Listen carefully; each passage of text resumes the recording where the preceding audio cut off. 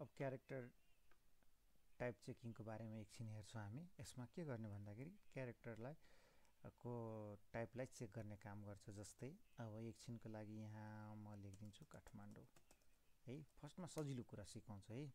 यसमा के गर्ने प्रिन्ट आर है सी टाइप अल्फा भनेर म यहाँ खोज्छु डट यहाँ गएर टाइप भनेर रन गरौँ यसलाई।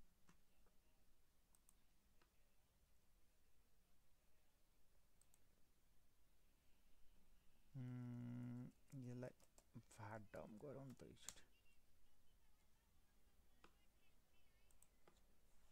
यहाँ बुलियन ट्रु भयो तर यसमा म 1 थपिदिन्छु डिजिट हो नि त फल्स भइदियो। अब त्यस्तै गरेर यहाँ गएर के छ त अर्को अल्फा नम भनेको अल्फाबेट र नम्बरिक। अब अहिले अल्फाबेट र नम्बरिक छ अब चाहिँ ट्रु हुनुपर्छ। ट्रु भयो। यदि मैले यहाँबाट हटाइदिएँ यहाँ गएर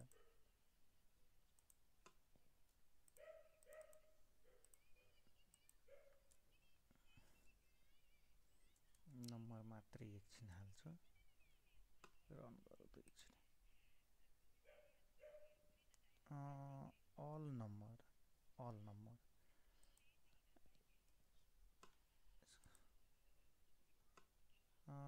एकछिन है यसको के हो यो checking the alpha numeric character.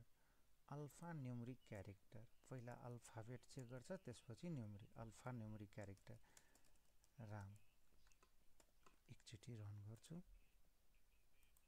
C type alpha नोम ठिकै छ त के मिस्टेक भएको छ यहाँ मैले यहाँ के लेखेछ alpha numeric value string alpha numeric true छ।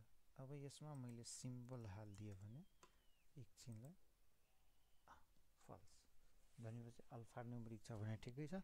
यसमा अरू कुनै एक्स्ट्रा किसिमको क्यारेक्टर छ भने त्यो भेटायो भने यसले काम गर्दैन।